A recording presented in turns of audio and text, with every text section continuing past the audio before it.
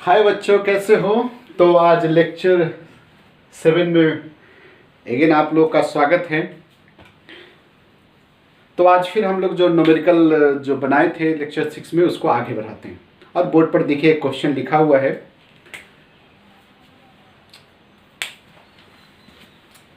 Vapour pressure of pure liquid A और B, इतना है और इतना।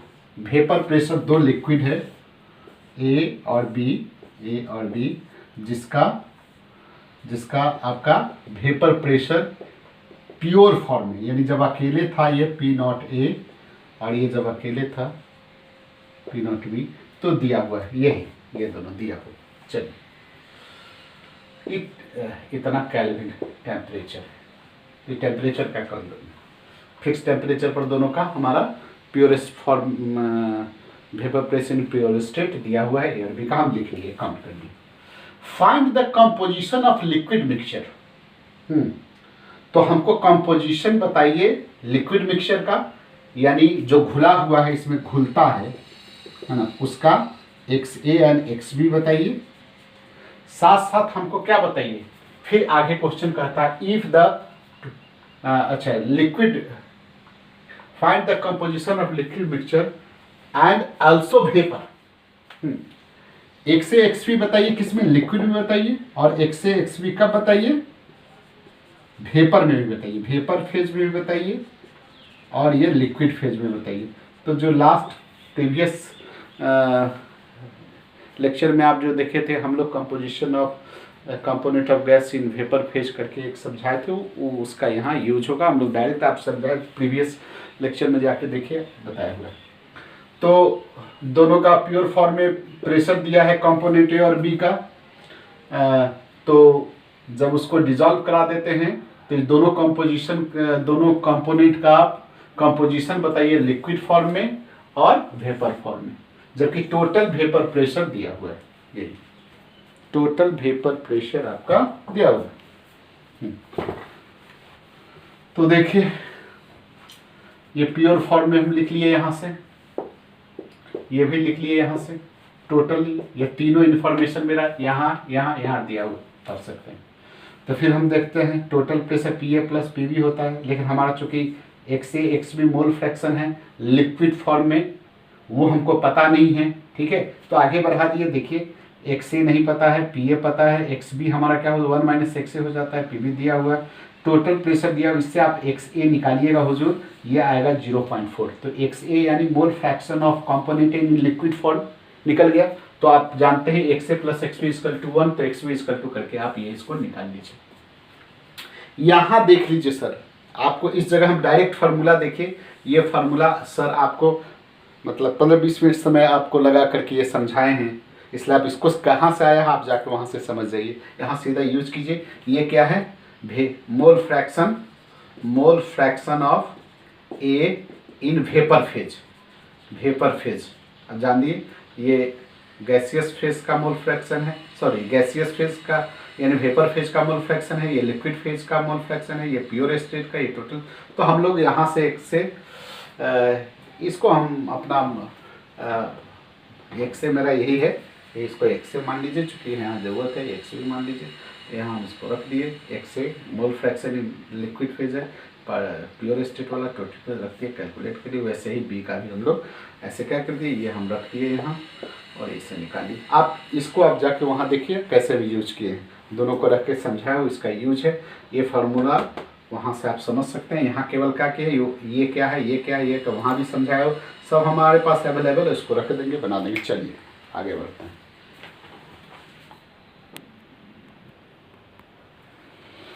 तो हाँ बच्चों, देखो बोर्ड पर ये क्वेश्चन लिखे हैं जो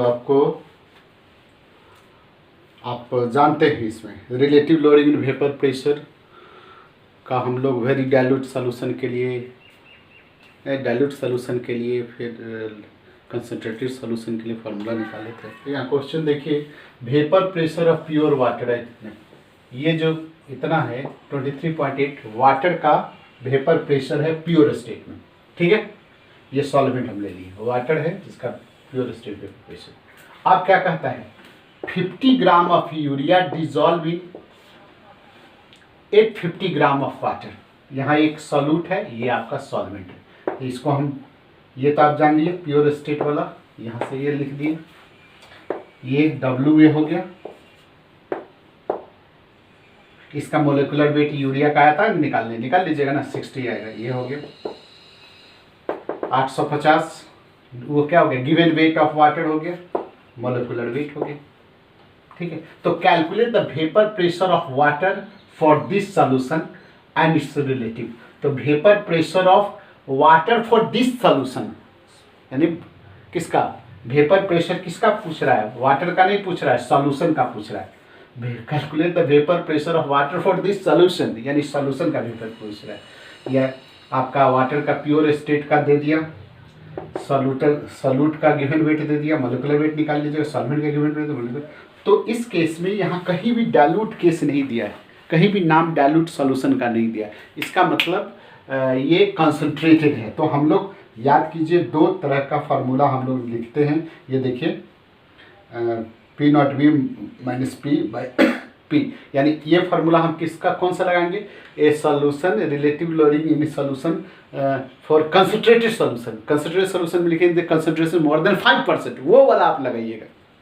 ठीक है, और 5%, हाँ यहाँ इस क्वेश्चन में 5% से ज़्यादा लिखा हुआ नहीं है, लेकिन कहीं भी डाइल्यूट नहीं है, नहीं, तो इस आधार पर आप क्या कीजिएगा, ये लगाइएगा।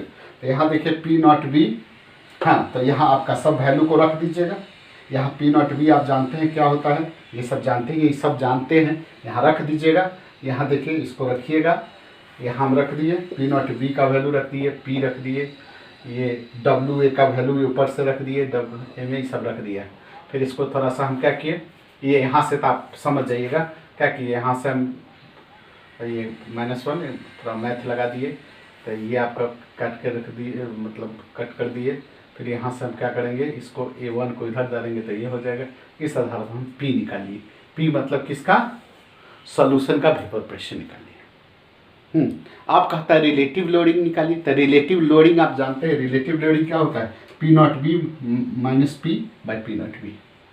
P0V आप जानते ही हैं प्योर वाटर का, ये सॉल्यूशन का भी निकाले हैं, तो आप कैलकुलेट कर निकालिए। देखिए ये जो वैल्यू है एग्जाम्पल 2.20, मेरा पुराना एडिशन वाला बुक है, तो हो सकता है इंटेक्स में ये 2.29 या कुछ और हो, इसलिए हम क्वेश्चन लिख दे रहे हैं ताकि आप नंबर पर मत जाइएगा। हाँ इंटेक्स का ही होगा, लेकिन नंबर कुछ और हो सकता है, तो आपको, हमको लगता है समझ में आ गया होगा। चलिए कॉपी कीजिए। तो एक क्वेश्चन है, अब हम लोग एक्सरसाइज का क्वेश्चन देखेंगे। जितना कंटेंट पढ़े हैं उससे इंटेक्स हो गया, इंटेक्स का और क्वेश्चन है तो वो कॉलिगेटिव प्रॉपर्टीज पर होगा, डिस्कस करेंगे। एक्सरसाइज का क्वेश्चन देखिए 2.5, इससे पहले एक आध और क्वेश्चन था जो हम पढ़ाते समय बता दिए थे। तो देखिए क्या कहता है, ए सोल्यूशन ऑफ ग्लूकोज, एक ग्लूकोज का सोल्यूशन है जिस पर लेवल है, क्या लेवल है, 10% equal solution, 10% equal solution W/W।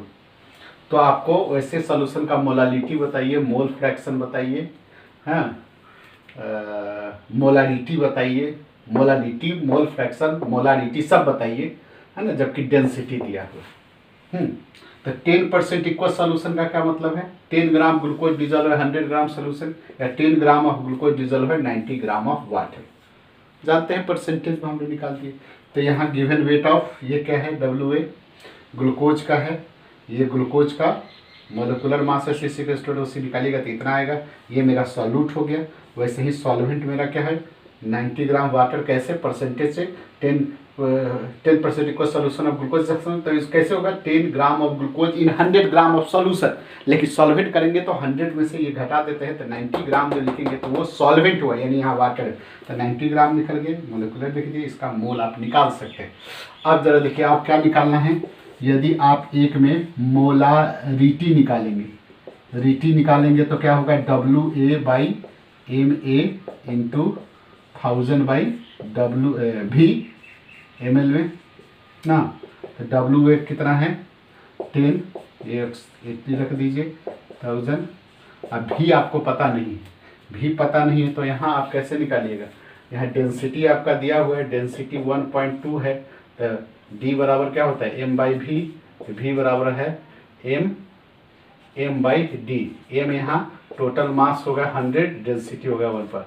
100 क्यों लिए? चूंकि 100 ग्राम ऑफ सॉल्यूशन परसेंट में है, इसलिए यहाँ भी क्या है? Volume of solution. m क्या है? Mass of solution. d क्या है? डेंसिटी। तो डेंसिटी ऑफ सॉल्यूशन दिया हुआ था। हाँ, मास हम यहाँ परसेंटेज के फॉर्म में 100 ग्राम हो जाएगा, तो ये हो गया। तो वॉल्यूम आप यहाँ रख दीजिएगा, कितना?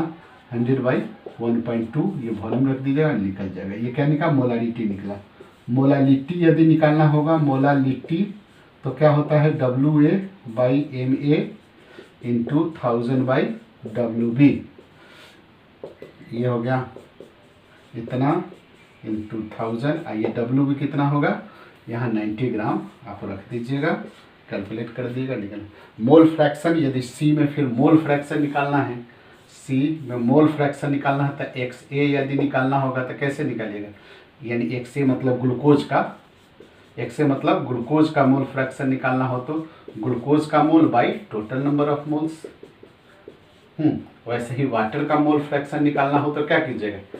ये मोल फ्रैक्शन वाटर का, तो वाटर का mole by total number of moles. तो वैल्यू रख दीजिएगा, बना दीजिएगा। चलिए देखिए, बोर्ड पर एक क्वेश्चन लिखा हुआ है, how many ml of 0.1 MSCl required. एक HCl का सॉल्यूशन है जिसका कंसंट्रेशन 0.1, मोलारिटी 0.1 है। वैसा HCl सॉल्यूशन को हम Na2 सोडियम कार्बोनेट और सोडियम बाइकार्बोनेट से बारी बारी से रिएक्ट कराते हैं।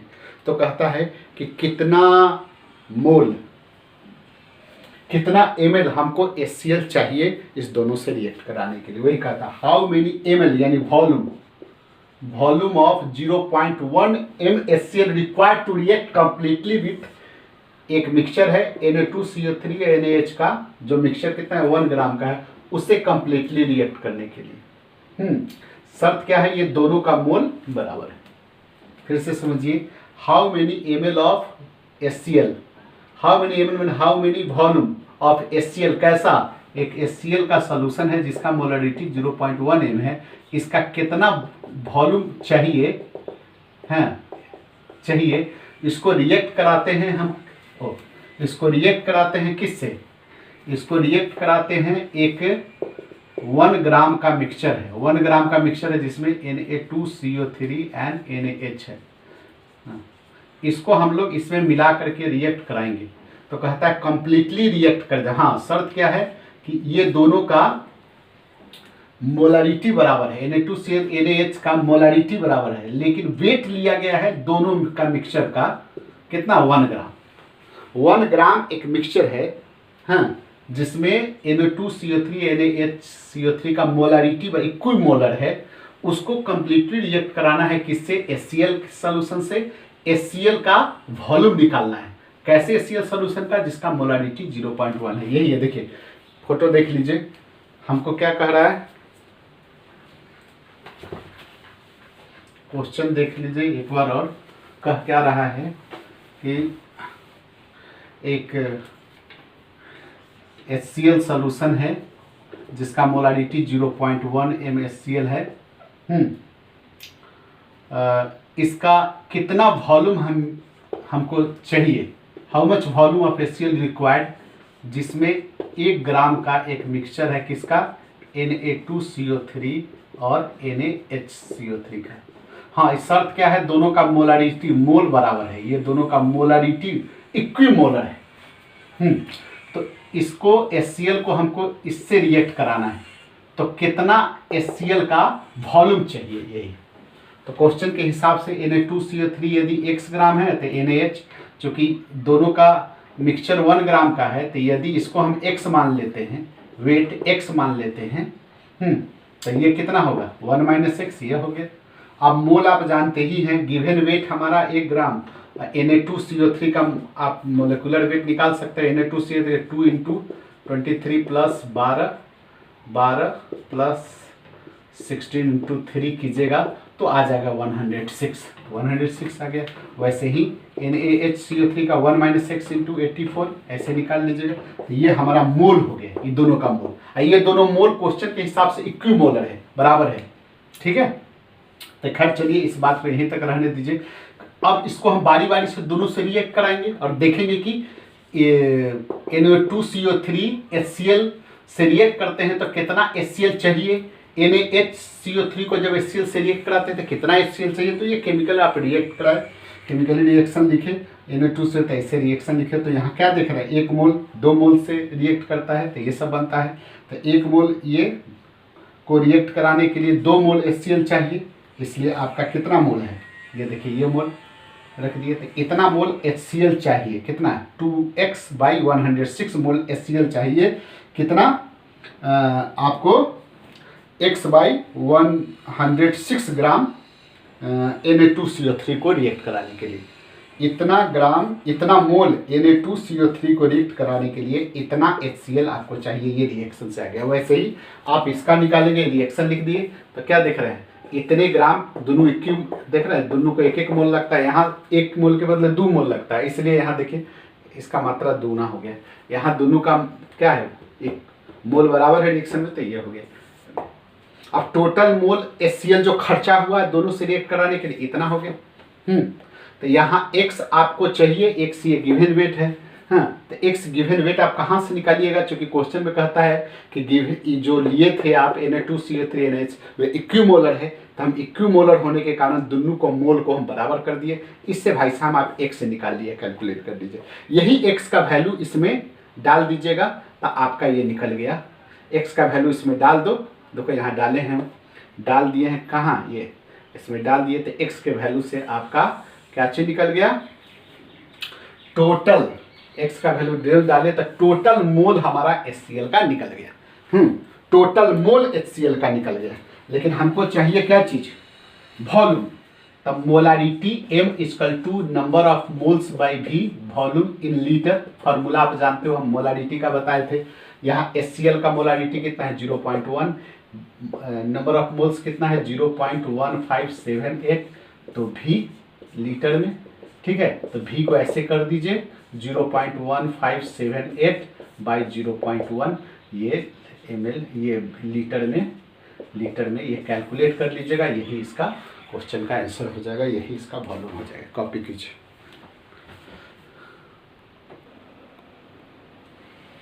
देखो बच्चों, तो ये भी एक क्वेश्चन, आसान क्वेश्चन है, फिर भी लिखा हुआ देखिए। ये anti freeze solution, anti freeze जो फ्रीज करने से रोकता है, एंटी फ्रीज सॉल्यूशन प्रिपेयर्ड बनता है, कैसे बनता है, तो इसमें 200 ग्राम वाटर है, इसमें आप 2.6 ग्राम ऑफ इथाइलिन ग्लाइकॉल यानी C2H6O2 मिला दी, ठीक है, ये मिला दी।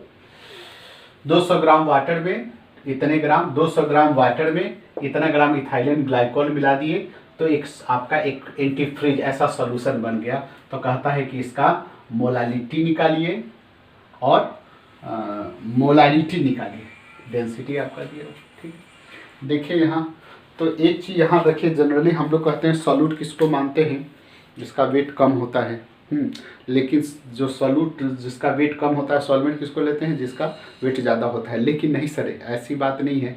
इस एक सॉल्यूट और सॉल्वेंट पहचानने का सबसे पहला तरीका हो सकता है कि द लेस अमाउंट वाले को सॉल्यूट, लार्ज अमाउंट वाले को सॉल्वेंट कहते हैं। लेकिन नहीं, सॉल्यूट और सॉल्वेंट का सबसे बेटर तरीका आइडेंटिफाई करने का क्या है, सॉल्यूट वो है विच गेट डिस्पर्स्ड, वो सॉल्यूट क्या है जो मिल जाता है, सॉल्वेंट क्या है जो मिला लेता है। कभी कभी कम वाला भी है ना बड़े वाला को मिला सकता है, अपने में समा सकता है, ठीक है। इस आधार पर देखिए सर, यहाँ थोड़ा सा कंटेंट इथाइलिन ग्लाइकोल का 22 ग्राम थोड़ा सा ज़्यादा है इससे, फिर भी वाटर क्या है, सॉल्वेंट है। सर क्यों, क्योंकि it have tendency to dispersed themself, it have tendency to get dispersed, मिल जाना, that's why this is solute and this is solvent.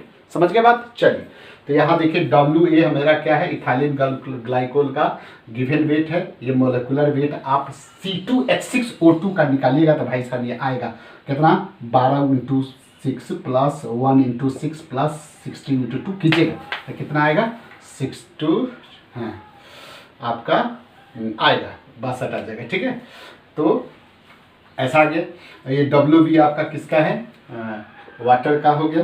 तो टोटल वेट आप निकाल लेंगे, टोटल वेट किसका, सॉल्यूट और सॉल्वेंट का इतना हो गया, ठीक है। अब आपको क्या निकालना है, मोलारिटी, मोलालिटी, मोलालिटी, लिट्टी तो क्या होता है, given weight by molecular weight into 1000 by WV, wait of solvent. तो WV कितना है 226, ए में कितना है 62,000, WV कितना है, WV आपका 200, कैलकुलेट कर दीजिएगा। ठीक है, molarity, molarity WA by MA into 1000 by क्या है V ml में।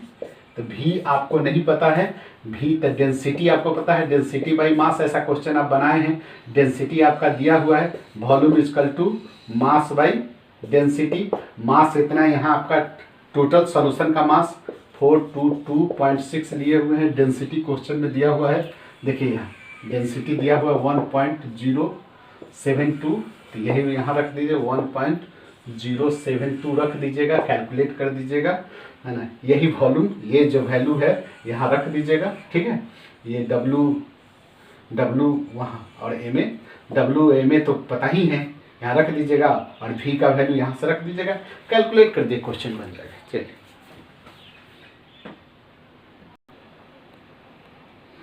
तो चलिए एक और क्वेश्चन हम लिखे हैं, कहता है सैंपल ऑफ ड्रिंकिंग वाटर, एक पानी पीने वाला का वाटर, ड्रिंकिंग वाटर का सैंपल है जिसमें क्लोरोफॉर्म है, CaCl3 है, suppose to be cause carcinogen, carcinogen समझते हैं, कैंसर कॉजिंग। तो ये ऊपर का पूरा लाइन बकवास है, आपको ठगने चीट करने के लिए है कि एक सैंपल ऑफ वाटर लिए, हाँ, उसमें से क्लोरोफॉर्म है, वो क्लोरोफॉर्म क्या करता है, कैंसर प्रोड्यूस कर सकता है, ठीक है। तो कहता क्या है, बनाने वाला क्या है कि लेवल कंटेनिंग, जो क्लोरोफॉर्म है उसमें उसका लेवल क्या है, तो 15 ppm, 15 ppm।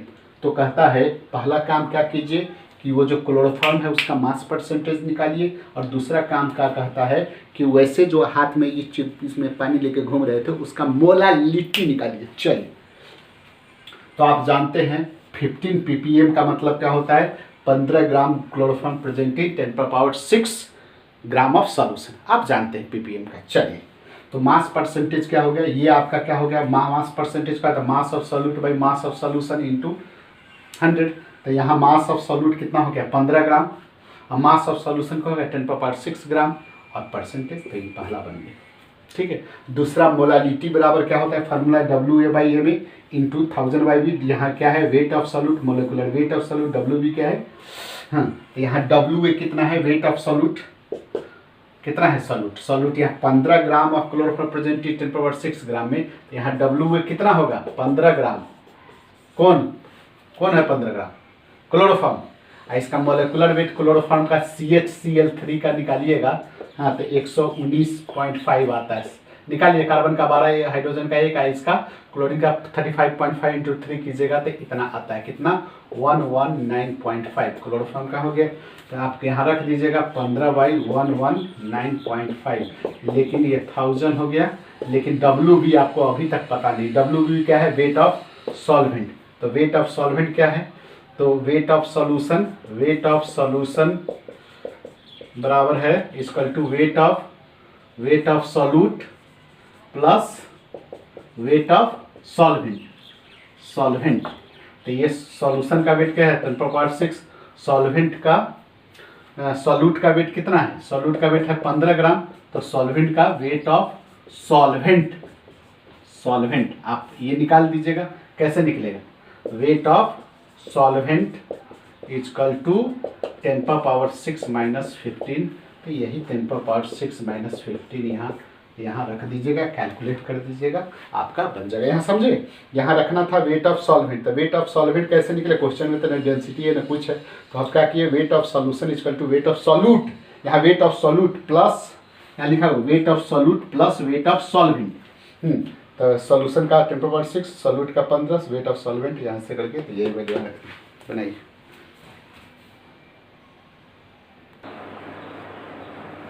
देखिए क्वेश्चन हम लिखे हैं, इक्वल सॉल्यूशन ऑफ 2%, देखिए यहाँ 2% लेस देन 5% है, 2% नॉन वोलेटाइल सॉल्यूट, एक सॉल्यूशन है जिसमें नॉन वोलेटाइल सॉल्यूट डाले हैं, तो इसका प्रेशर हो जाता है 1.004 बार।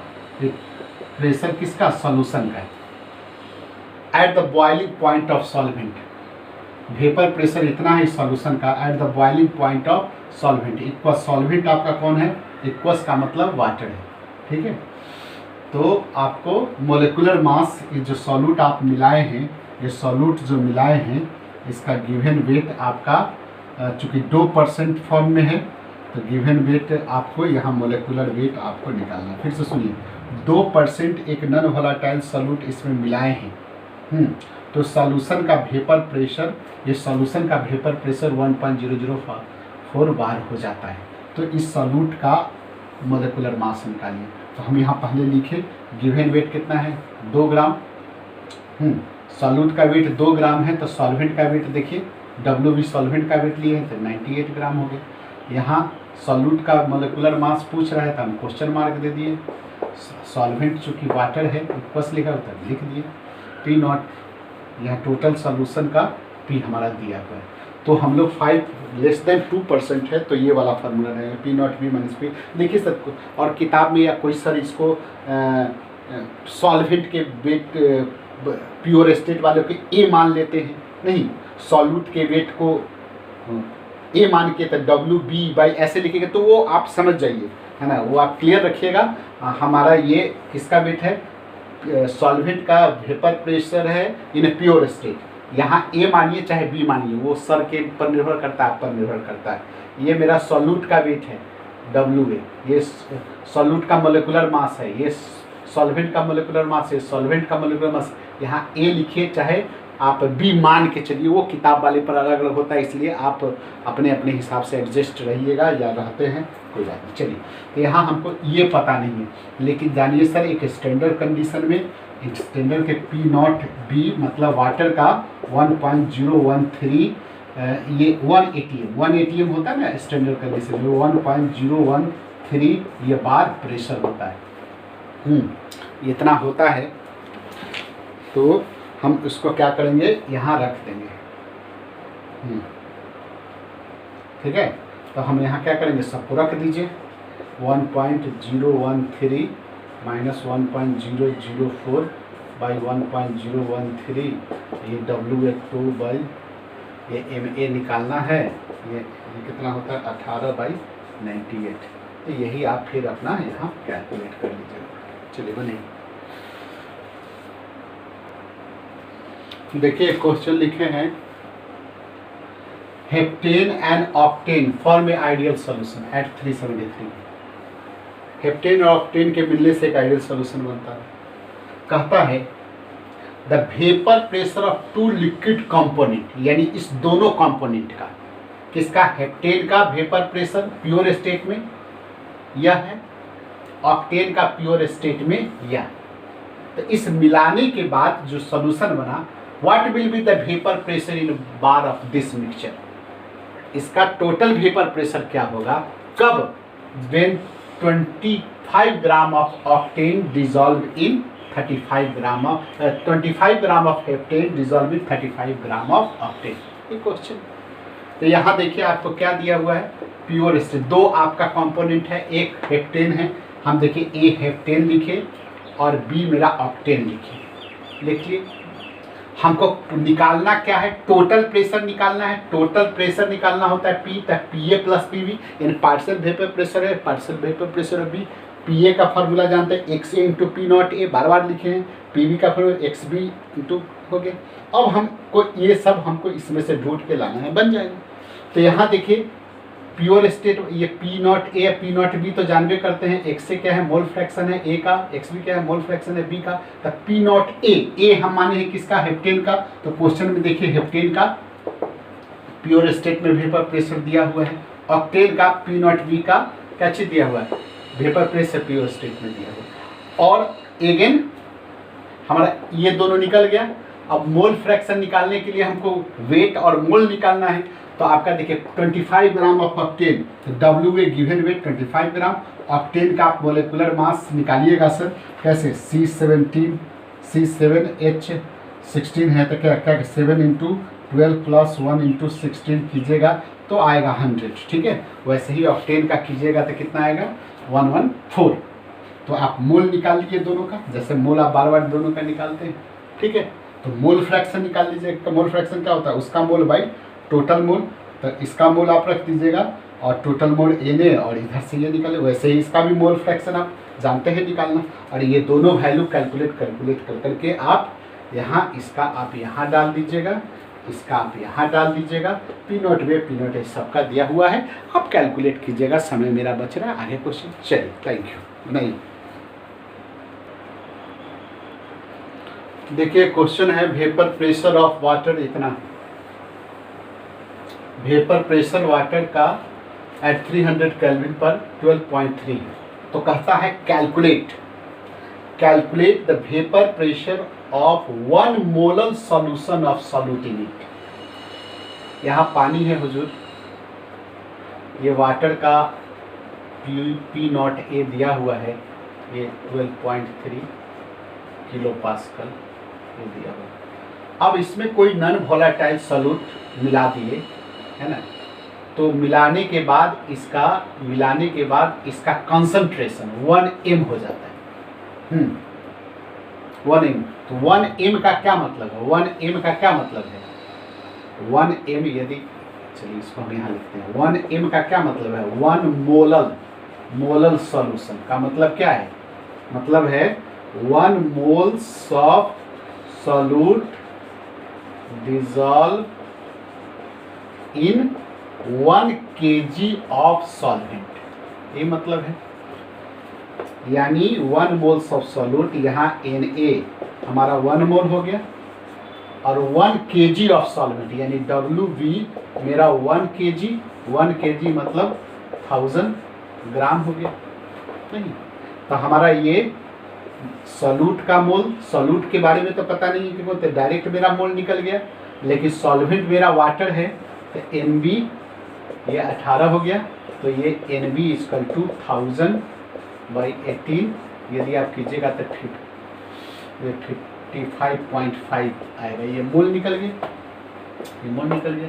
तो अब आप क्या कीजिएगा, यहाँ आपको इसी पर रख दीजिए। किसका मोल निकालना है, तो आपको वाटर का निकालना है। तो वाटर का मोल कितना है 55.5। हाँ इसको तोड़िए थोड़ा, Nb/Na plus Nb into P not A आपका दिया हुआ है 12.3। Nb कितना है 55.5, Na कितना है 1 प्लस 55.5 इंटू 12.3 कर दीजिएगा, कैलकुलेट निकल जाएगा। समझे। यहाँ 1 मोलर सॉल्यूशन का मतलब है 1 moles of solute dissolving 1 kg of solvent. 1 kg solvent को तोड़ेंगे तो वो 1000 ग्राम हो जाएगा। सॉल्वेंट चूँकि वाटर है तो इसका मोल निकाल लेंगे, और सॉल्यूट का मोल तो खैर चूँकि डिफिनीशन से ही निकल जाएगा। और चूँकि यहाँ वो calculate the vapour 1 molar solution of non volatiles रहता है सॉल्यूट इन इट। तो जो सॉल्यूशन का होगा वेपर प्रेशर वो किस पर डिपेंड करेगा, सॉल्वेंट पर डिपेंड करेगा। चूँकि आपका सॉल्यूट नॉन वोलेटाइल है या नहीं है, लेकिन रहना चाहिए, तभी होगा। तो सॉल्वेंट पर डिपेंड करेगा। इसलिए हमारा जो वो सॉल्यूशन का वेपर प्रेशर जो है, एक नहीं कहते मैंने solution containing non volatile, Raoult's law नहीं है, Raoult's law of solution containing क्या चीज़, नॉन वोलेटाइल सॉल्यूट। उसमें क्या है, vapour pressure of solution depend only the mole partial vapour pressure of solvent only because the solute give no any contribution, उसी पर आधारित है ये। तो इसमें क्या होगा, सॉल्यूट का कोई कंट्रीब्यूशन नहीं है। तो ये जो सॉल्यूशन का वेपर प्रेशर है केवल सॉल्वेंट के पार्शियल वेपर प्रेशर यानी जो पीबी हम लोग वहाँ निकालते थे उसके बराबर हो गया। ये हो गया क्योंकि वाटर का इसमें कोई कंट्रीब्यूशन नहीं है। तो सॉल्वेंट का जो पार्शियल वेपर प्रेशर होगा वही सॉल्यूशन का वेपर प्रेशर हो जाएगा। पार्शियल शब्द नहीं लगाया जाता, उसमें बताए होते पार्शियल का मतलब दोनों रहे। यहाँ तो सॉल्यूट उड़िए नहीं रहे, तो केवल क्या हो गया, सॉल्वेंट के वेपर प्रेशर को आप पार्शियल बोलिए, जो बोलना है बोलिए, तो वो वेपर प्रेशर ही सॉल्वेंट का पार्शियल वेपर प्रेशर ही बोलिए, तो वो that is equal to the total vapour pressure of solution. That's why यहाँ जो है टोटल वेपर प्रेशर जो यहाँ हम लोग सॉल्यूशन का निकाल रहे हैं वो केवल सॉल्वेंट का मोल फ्रैक्शन और सॉल्वेंट के vapour pressure in pure state के आधार पर ये बनाया गया। चलिए कॉपी कीजिए। तो देखो बच्चों, एक क्वेश्चन लिखे हैं हम लोग, calculate the mass of non volatile solute, जिसका मोलिकुलर मास दिया हुआ है।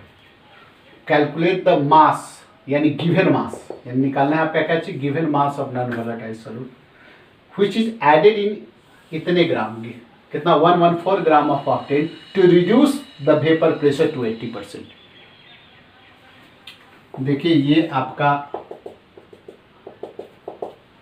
ऑक्टेन है, ये ऑक्टेन है, ऑक्टेन जानिए रहे ऑक्टेन क्या होता है, C8H18, ये ऑक्टेन है। इसमें आप क्या नॉन वोलाटाइल सॉल्यूट मिलाते हैं, ठीक है, नॉन वोलाटाइल सॉल्यूट मिलाते हैं, कितना मिलाते हैं वो वेट आपको निकालना है। तो ये ऑक्टेन जो प्योर स्टेट में था, ठीक है, उस समय P0V आपका नहीं पता, लेकिन P जो होता है, जो डालने के बाद इसका ये वेपर प्रेशर जब क्या कहते हैं, व्हेन वी एडेड इट, क्या चीज, नॉन वोलाटाइल सॉल्यूट जब ऐड करते हैं इसमें, डिजॉल्व करते हैं ऑक्टेन में, ऑक्टेन यहाँ क्या है सॉल्वेंट में, तो वेपर प्रेशर रिड्यूस टू 80%। हाँ, यानी यदि प्योर आपका प्योर ऑक्टेन का वेपर प्रेशर यदि 100 रहा होगा तो ये घट के कितना हो जाता है, 80 हो जाता है, ठीक है। तो इसी को हम रख देंगे, क्या रख देंगे, ये प्योर का हम लोग 100 रख दिए, ये 80 हो जाता है बाई 100। डब्ल्यू ए कितना है, गिवन वेट पूछ रहा है, मोलिकुलर मास किसका, हाँ क्वेश्चन में दिया हुआ है मोलिकुलर मास एम ए यहाँ दिया हुआ है, देखिए ये एम ए दिया हुआ है 40। हाँ, डब्ल्यू वी कितना होगा, गिवन वेट ऑफ सॉल्वेंट, ये 114 हो गया। Molecular weight M B octane का निकालिएगा, C8H18 का निकालिएगा तो ये भी 114 होता है। तो रख दीजिए यहाँ कितना हो गया, इतना इंटू 44/4।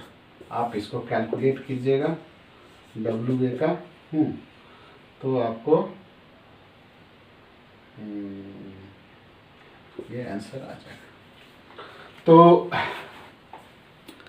तो आज का क्लास इतना ही। नेक्स्ट हम लोग जितना अभी तक कंटेंट पढ़े थे उसके आधार पर ये हम लोग कर लिए। नेक्स्ट हम लोग कॉलिगेटिव प्रॉपर्टीज़ को आगे बढ़ाएंगे, देन इस पर जो भी क्वेश्चन होगा हम लोग सॉल्व करेंगे। तो ठीक है बच्चों, फिर मिलते हैं नेक्स्ट वीडियो में। Thank you very much, bye.